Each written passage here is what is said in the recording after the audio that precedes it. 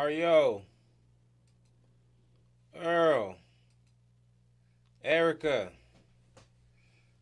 Good day, good day.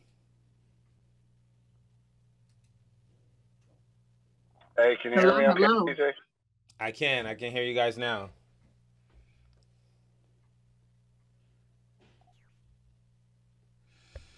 So what's up?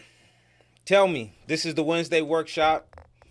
Mario, Earl, this is your first time. Erica, you've seen one. I think you kind of have participated, but this is the workshop. This is just where we get on the call. We talk about what challenges we're facing in our either in our business or our workplace with employees, with customers, with vendors, and we just kind of work it out. So Earl, I see your hand up. What's going on? Oh, I just was trying to get my stuff unmuted, but Okay. nothing major. I mean, I got the standard. I won't call it.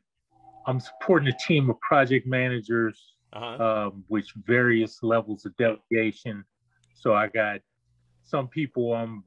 You know, in my mind, I'm somewhat doing some of the project management since I'm managing the complete project plan.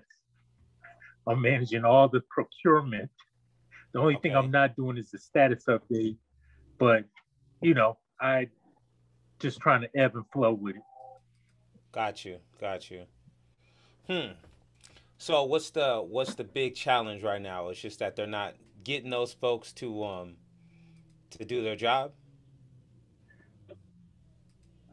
Yeah, I mean, I always find that the thing, a lot of I don't call it the administration, but sourcing or procurement of services or goods is a usually a huge part of most projects. Right. So I'm like deferring deferring the procurement process to me when I'm not actually even in the procurement process is a little foolhardy, but I recognize that the person that's doing this to me is um, good friends with the big boss. I'll Mm. put it that way. So there's some politics So too.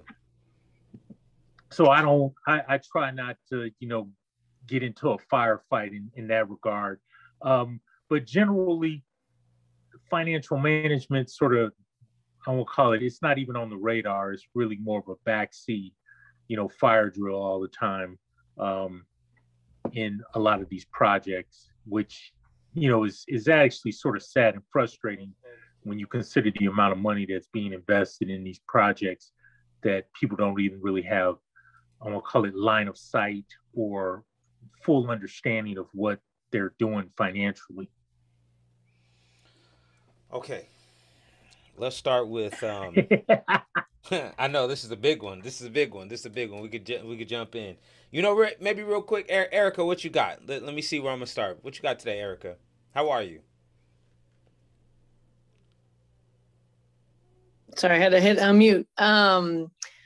I am, I'm along those lines. Everything is fighting a fire. And it's trying to keep my head above water. That's kind of where I'm at. I mean, as we speak, really, I'm working and uh the computer's got to do updates. So I said, let me log on to CJ's webinar because my Right. laptop's sitting here doing updates and I have a report that's due tonight. So yeah, um, Okay. everything's Okay. fighting fires. So I'm on those lines. I didn't really come prepared, but It's all my drill. good. I'm making my notes. I'm making my notes. So fighting fires, and then we've got And trying to get okay. Here's my real issue. okay. Being effective and efficient with limited resources. Ah, That's the hardest part. okay. And I'm talking about people resources mostly. Okay. The human type. Ha. Yeah, Okay. human resources, but not in the HR sense. Mario, how are you, Mario?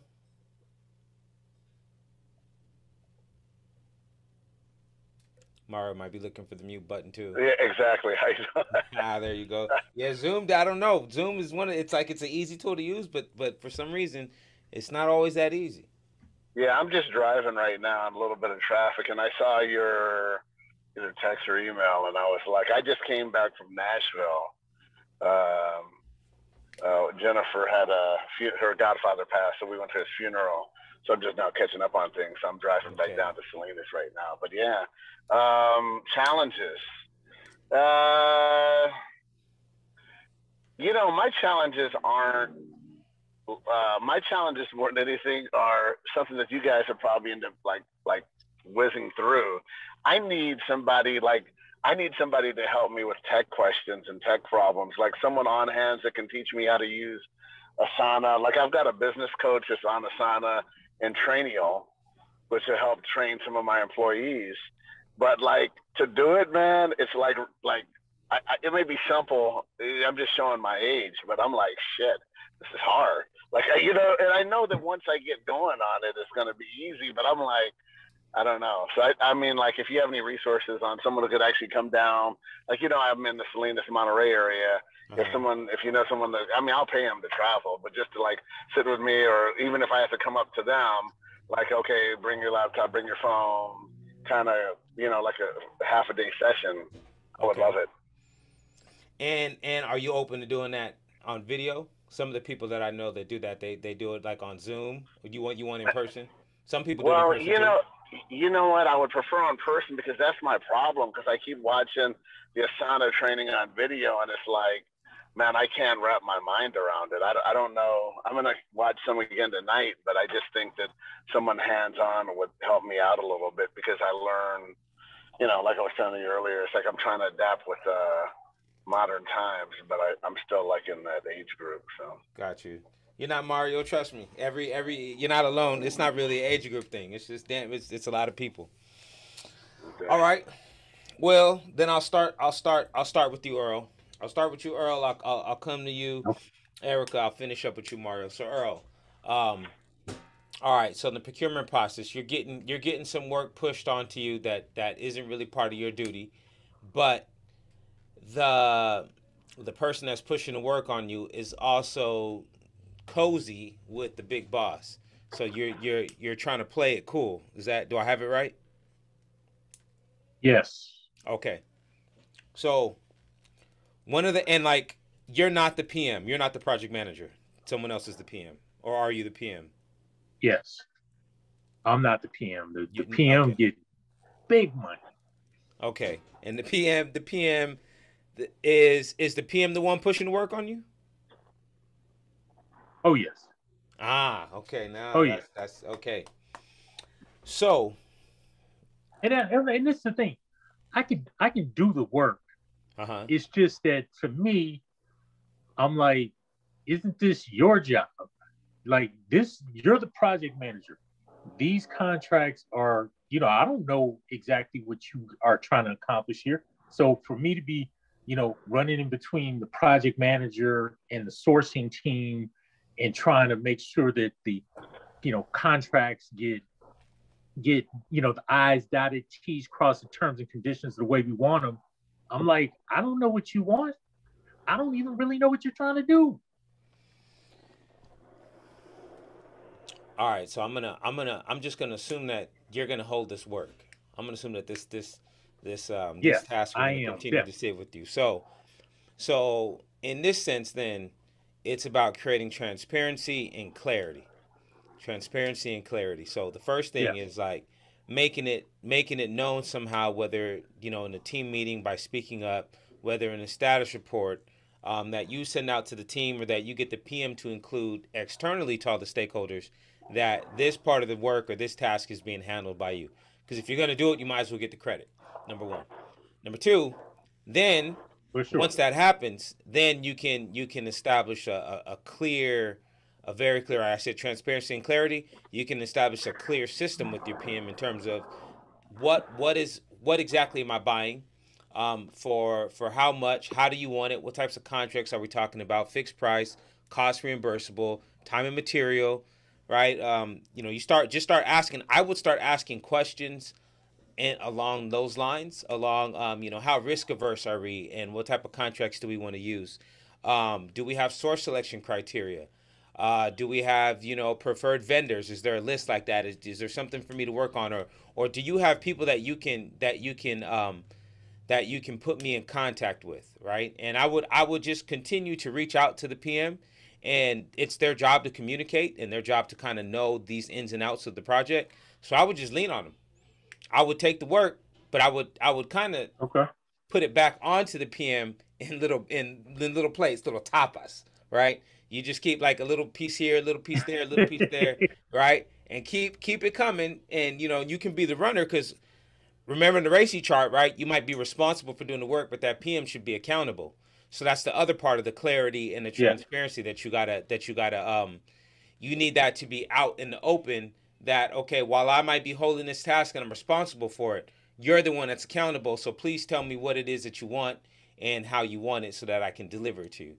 So you just gotta kind of make this make it to where that person, or at least the people in the group and the team, they kind of hear this conversation and everybody subconsciously agrees that yes, you're not accountable, you're responsible. So somebody needs to get you this info you need in order to do the job the best way.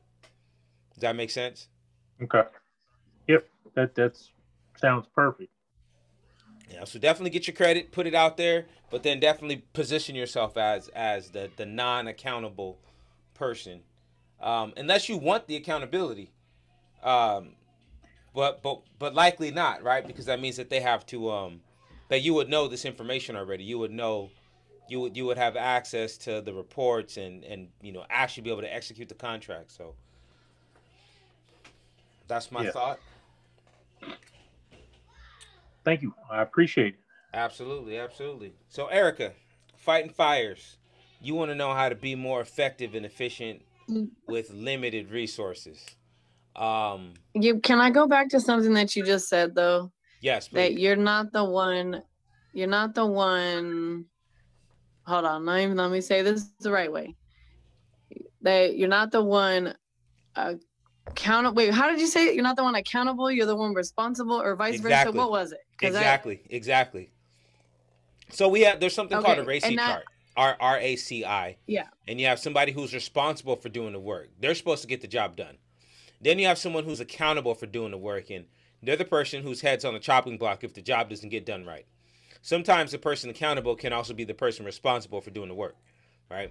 But you could have many people responsible for doing the work and only one person actually accountable, right? And then you have the C and I. Yeah, so I'm at the point. No, that makes sense because there was something we were talking about yesterday that I guess I'm ultimately accountable for getting the work done, but not responsible. And our problem is that nobody has proper training. So yeah, gotcha. That just rang a bell with a conversation we had yesterday with the management team. Okay, so your team needs training because I'm hearing that you have limited resources and you need to be effective and efficient. And sometimes it may not be that you don't have enough resources, is that your resources can't do their capacity is not where it needs to be in order to get the job done. So I'm hearing two ways that you can kind of fix this. The first way I'm hearing is you just mentioned it, is training, upskill your team, increase their ability, increase their capacity, increase the potential workload that they can complete in any period, day, week, whatever it may be, 2 weeks, and that may not solve your problem, but it'll get you closer to the line that you need to get to. And then the other side is, this may be it. This is like a time trade-off. So the question I would ask you is this in operations or is this in like a one-off thing that you guys got going on? What do you mean? What was the end of that? Is this a one-off? Is this like a project or like just something special that you guys are doing that you need more resource availability for, or is this about operations, like day-to-day operations, day-to-day? And so it's been, and even, the most recent conversation that I had was that we budget and we request these particular positions to be filled in the budget, right?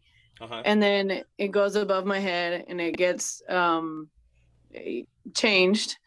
and we don't get those positions. And then here we go, however many months later, and we're saying we're lacking resources here, here, and here. And my last point in having this conversation was, yeah, we requested that in the budget. There's a reason. Right. But it gets removed in the heads above, right?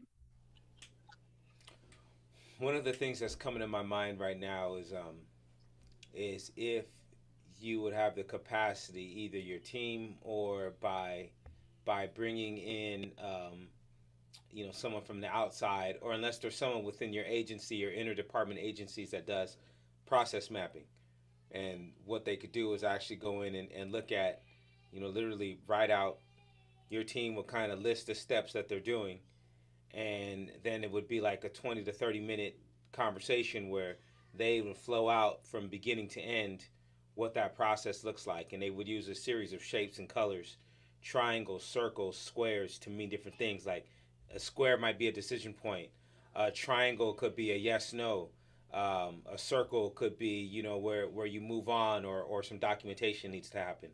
And then what happens is that when you see it visually like that, you can see, dang, we got a lot of squares, or we got a lot of triangles, or we don't have enough circles for the amount of documentation that we need to provide.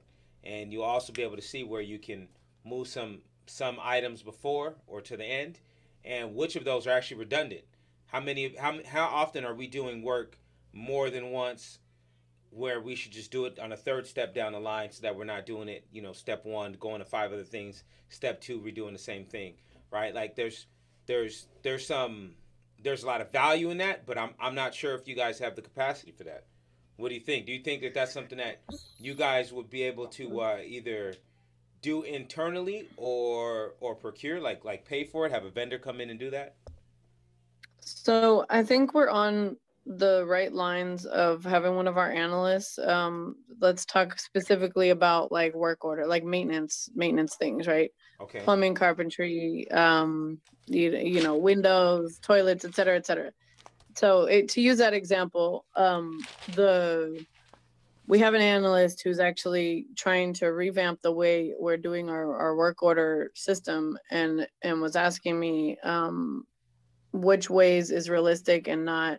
And I told him, your data input, yes, it makes sense, but then we've got to bring it back to the real world, of the people who are doing the job and having to enter the fields, and like, say this particular field doesn't even show up on a phone, so somebody who's out in the field won't be able to change the status to that, right? So your triangles, your squares, your whatever, in my world, it's plumbing, carpentry, whatever type of work orders, and to then back up the need to get a plumber, the back up the need to get a carpenter on staff, rather than vending, having outside vendors only.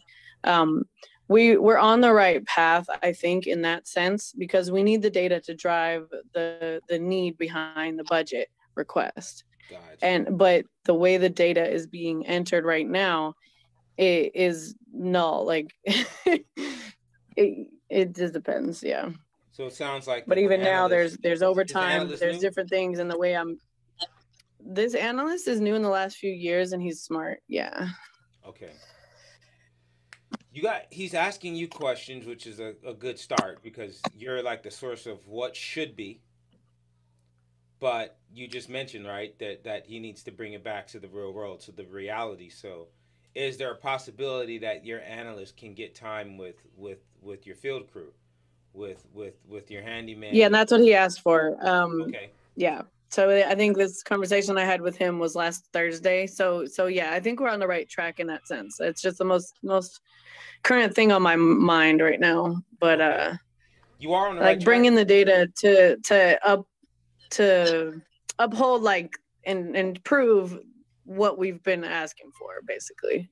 How do we merge the data with the real need? Yeah, and that it's always with your companies, it's always going to be a dollar amount. So it's going to be like, we're spending X amount on outside plumbers, or we're spending X amount on outside electricians, or outside, carpenters, and we took a look at our process, and we noted that, if we simply add this piece, whether it could be a description of the work or an explanation, or there's some pain point that we've got to find, like why we're not capturing it. But if we simply do this piece, because that backs up why we need to do this piece, right?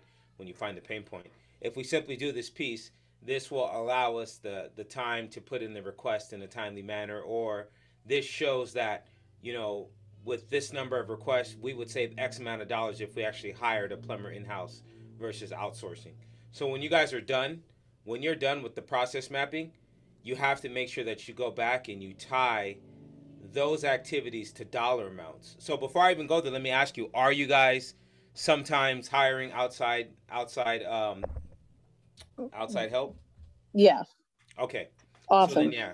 So then yeah, that's what you do is you look at that. You look at that number, and then whatever that number is that you spent in the last quarter, last year, you then go back and look at what the average salary would be for someone that you would hire. And in some cases, you may be able to say, with this money we're spending here, we may be able to hire not only a plumber but an additional electrician or an additional carpenter, right? So just make sure you tie it back to the bottom line, because and you gotta, and there's a little bit of storytelling, Erica, because there's a little bit of this is how it is today, this is how it's always been, this is how we'll likely continue, and we can continue to spend this money, or we can bring somebody in-house that would be cheaper, that would be able to get more jobs done, would be able to respond to the jobs quicker because they're in-house. And in some cases we may be able to cross train this particular resource and have them be able to do more than just the plumbing.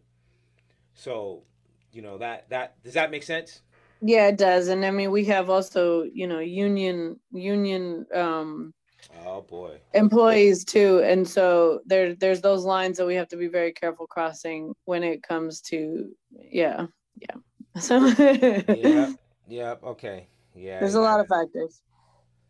Okay.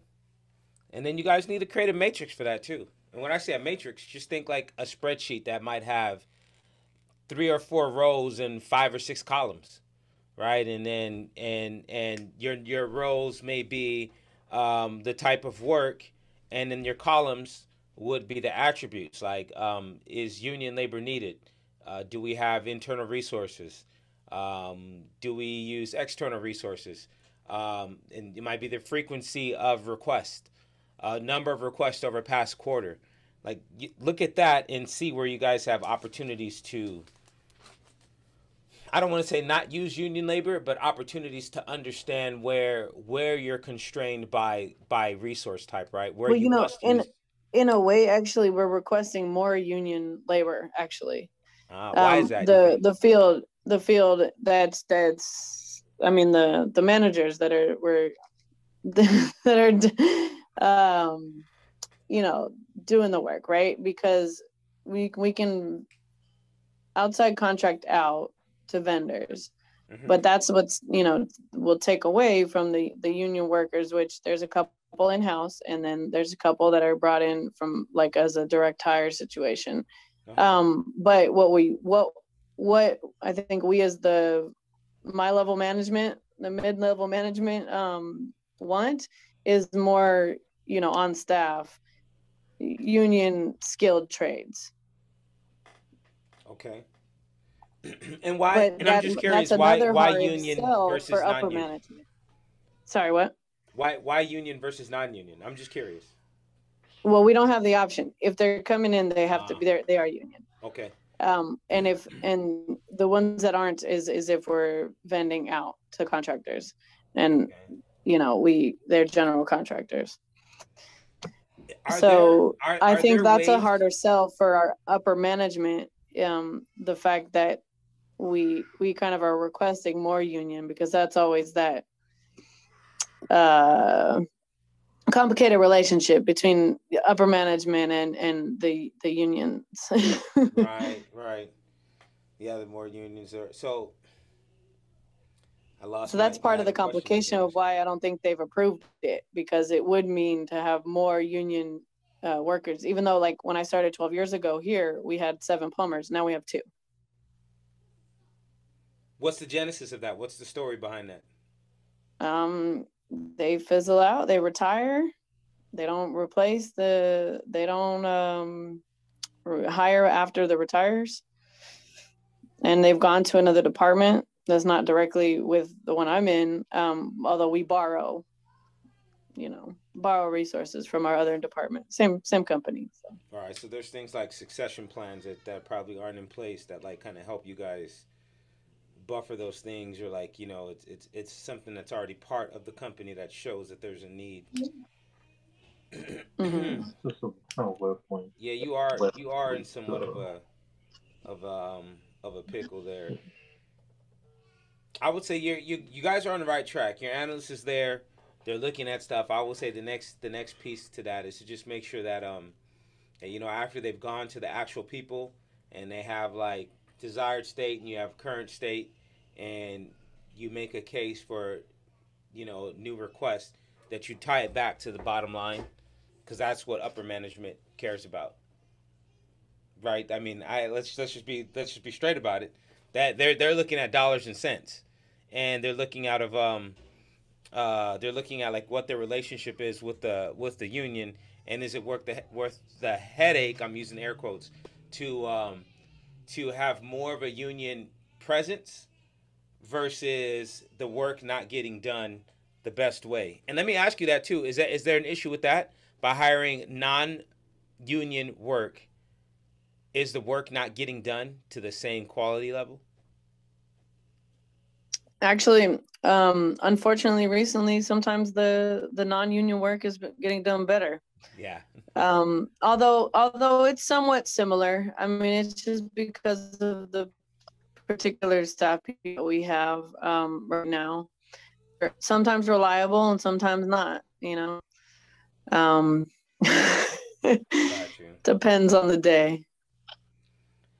Got you. Well, let's start here. But the vendors end up being more reliable, but realistically, we don't want that to be the long-term solution. Do they cost more? Do vendors cost more than union labor?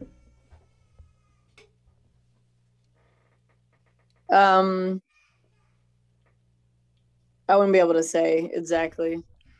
We can lump more jobs with a vendor in, and so rather than like say a plumber is not going to do the cabinet work that say there's a leak under a sink, right? Mm-hmm. The vendor's going to take care of the plumbing and the cabinetry, right? Right. But if we have plumbers that are on staff, they're only going to deal with the plumbing. They're not going to deal with the cabinetry, which then brings us the need to have a carpenter.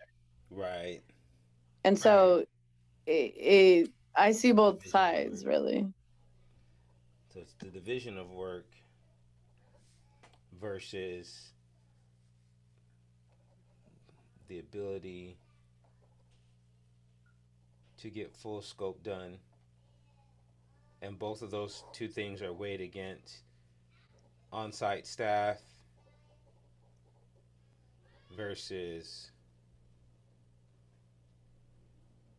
union labor. Even though they're the same thing, those are the two things that are actually fighting each other, it sounds like. Yeah, pretty much. Well, I think you're on the right track. I think you guys have the analyst. I think the analyst is on the right track because he wants to talk to the people in the field to find out exactly what's going on. And then it'll just be your job to tie it back to dollars and cents, like to paint the picture, tell the story. And, you can hit me up anytime once you have, enough that you're ready to start, and I can help you out with that. Okay, sounds good. For sure. Okay, Mario, yours is easy. Mario, we'll just have somebody come to you. We'll just have somebody come down. So you're in Salinas? Yeah, I'm in Salinas, California. Okay. I could do it maybe up, towards us, where I live, but I just, yeah, like little things. If you can do it in more in the Bay, San Francisco, Oakland, that area, it'll be a lot easier. Okay. It'll be easier for sure. Then I'll come up, and then as we develop maybe a relationship, they can work with some of our staff, and yeah, that would be great. Okay. All right, sweet. Well, that's it. Well, now here's the other piece. Mario, did you hear anything from Earl or Erica that you have any thoughts on? Well, I'm kind of curious with Erica starting about the cost of the contractor opposed to the union labor, and that would be an interesting study. I mean, it's easier just to say, let's just give it to a contractor. Union labor sometimes they know they're protected, and so sometimes their productivity isn't going to be as high as maybe a general contractor, and that may be the reason why. I don't know. I don't know why, but yeah, they're like the contractors' help are going to be totally unprotected, where the union guys are like, fire me if you can, or I'll just go to, like, trades are in such of a demand right now. Everybody could say, hey, fire me today, I'll have 3 jobs tomorrow. What are you going to do about it? And you just have to kind of remember that. And yeah, right now, I say it's a trend that's going to happen for the next 7 years, because trades have been decimated because, consequently, like, I can just speak for myself. I came from an era where, like, my school was half trade, half college. You went a trade route or whatever, and a lot of that got wrapped out. And a lot of people, I'm 57, their parents taught them, hey, go to school so you can get a needs job. Well, now the problem is kind of bill that they want to push. Even if they had all the money and all the funding, there's no welders anywhere. There's no plumbers. Right. Nobody does a trade. Everybody's like, oh, I don't want to do that. So it's like, it doesn't matter, so we're actually going the other way. That's going to be on an upswing and getting paid massive amounts of money over the next 10 years, I feel. Maybe I'm just a little bit optimistic, but just in our industry alone, our rates have gone up 50% the last 3 years, because I own a moving company. I know Earl does, but Erica doesn't know. I own a moving company. Our rates have gone up because it's ridiculous. It's like, even if you're paying somebody $25-30 an hour and the gross up is 60, and then you're like, well, that's $500 a day, but they're only making, 30. That's not really enough money to buy a house in the Bay Area. So, I mean, you have to go back to that. It's like, it's still not a lot of bread, although it sounds like it's a lot. It really isn't. So, I mean, it has to come back up, because the trades have stayed stagnant for so long, wages, that I think it's just at a bursting point right now. Mm. What you think about that, Erica? Yeah, I mean, that makes a lot of sense. Everything, like, materials has gone up for us. I work for a public housing authority. So materials and, the vendors their costs have gone up as well. And, our staff, we've been compensated. Those have been raised as well. So, I just haven't done the comparison. But it is, but you're right. I mean, there's the protections that comes with the union labor, which, to be honest, is great in certain circumstances, and other circumstances is not, because people take advantage of it. And I've seen both sides. I've been on union negotiation teams myself, and so I've seen both sides of it. So, yeah. I think the unions are going to make a little bit of a comeback, because of the fact that the independent contractors and the GCs have been partly responsible for the wages staying stagnant, because they just cut a little here, cut a little there. But it's longer term. You're going to see a little bit of dip in the prices, but it's never going to be back to where it was. I think that's gone. Like, if it was $1 and now it's $2, it may come back to $1.80, but you'll never see $1 again. It's just, it was too low to begin with. I mean, I don't know what if the gentleman like Earl. I don't know about haircuts, but my barber in the Bay Area went up from $25 to $40. Yep. Some people, okay, but listen, Yep. okay, so $40 a head, that's $80 an hour if he's cutting like that. But if in 2 heads in an hour, but a lot of times, how many times have you went into the barber shop and the guy's doing nothing? And, you know, and then you still have to pay for lights or booth rental or whatever. He's not really making that much money. It just caught up with where it should have been anyway.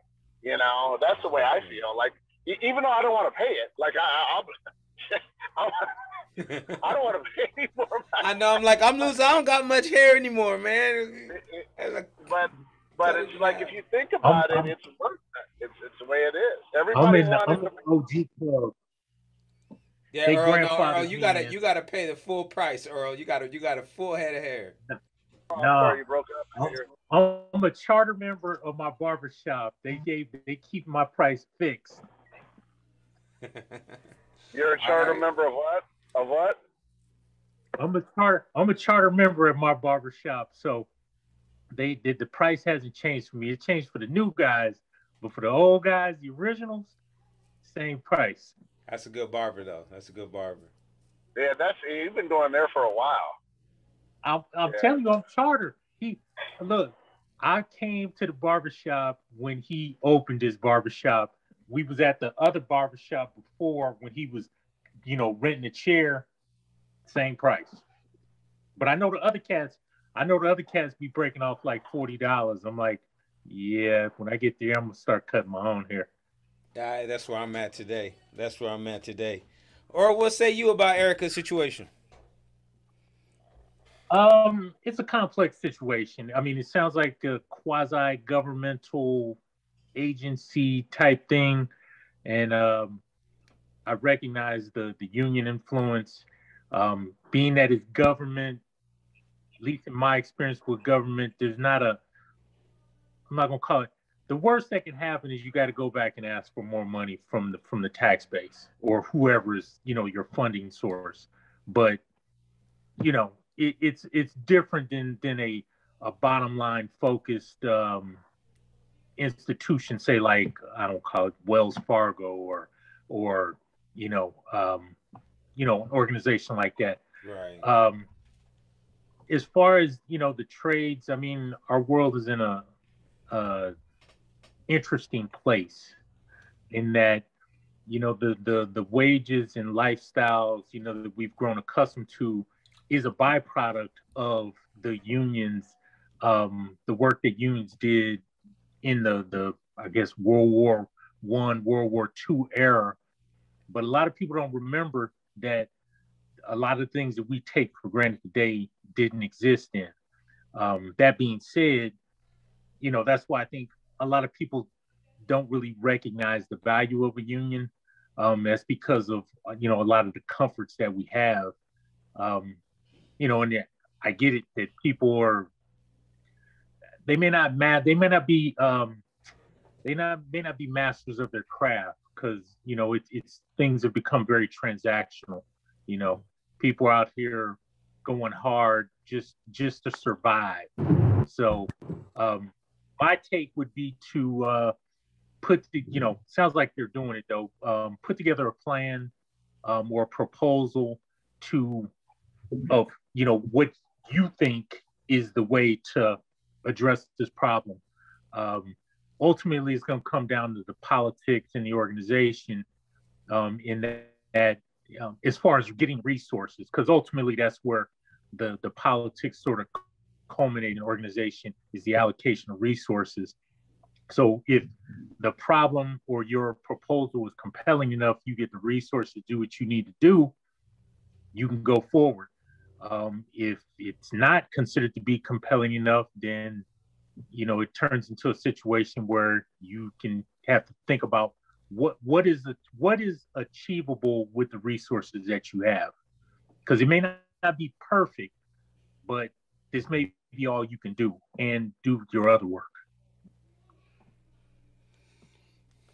Cool. Yeah, no, I appreciate that.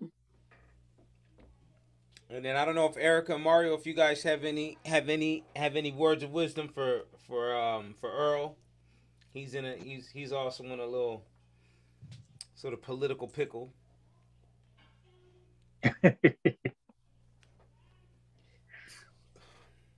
Hello. You back? Okay. Well, all right. That's it. It's just 4 of us this week. I appreciate you guys joining. I'll sum it up on our Friday follow-up, so I'll send you guys a link to the YouTube. I'll kind of re-listen to this and put up a sort of a summary of what we talked about and any additional tips that I can find out from my network over the next day or two. We do it every Wednesday, so come join, listen in. You don't always have to show up. I'll like Mario, I'll ask you guys if you want to be on camera. You can. You can deny me like Earl and Erica did, which is all good too. But, I didn't. They're like, nah, I'm not gonna be on camera I didn't today. even realize what that was when I denied it, and it was like, what is it? It says view. I don't know. I'll do it again. It said I'm participant or something. Uh-huh. I'm on my phone because I'm on my laptop doing my other work. So, it says join as a panelist. Yeah, that's all. Just join as a panel. I'm actually going to change that setting so that way when you guys join, you're not automatically muted and you can turn on your camera if you want, right? It's never a requirement. Oh. How long have you been doing this, CJ? How long there we go. How long have you been doing it? The Wednesday workshop, about 2 months. This is maybe week 8. Week 8. Yeah, I remember I wanted to get on the first one because we was having the organization I'm in is transitioning to Agile.